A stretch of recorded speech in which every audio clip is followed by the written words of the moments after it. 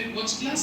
એની અંદર હું ધીમે ધીમે 3 પદાર્થોને એડ કરું છું, જેમાં સૌથી પહેલો પદાર્થ જે હું એડ કરું છું ઈ છે તમારા અને મારા બેયમાં જે ઓછું હોય ઈ.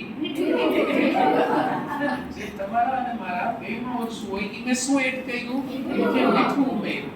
હવે એની અંદર હું વત્તા ઓછા પ્રમાણમાં થોડો ઘણો શું ઉમેરી દઉં?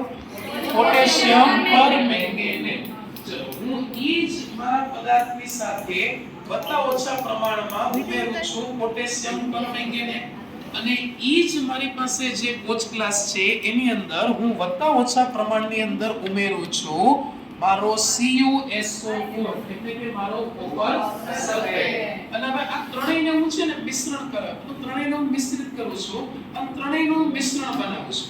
અને જો આપણે ત્રણેયને મિક્સ અપ કરીએ છીએ અને એનું એક મિશ્રણ તૈયાર કરીએ છીએ તો તમે જોઈ શકશો કે તમને ત્રણેય અલગ અલગ દેખાય છે. તમે ઓબ્ઝર્વ કરી શકશો કે તમને ત્રણેય પદાર્થ અલગ અલગ જોવા મળશે.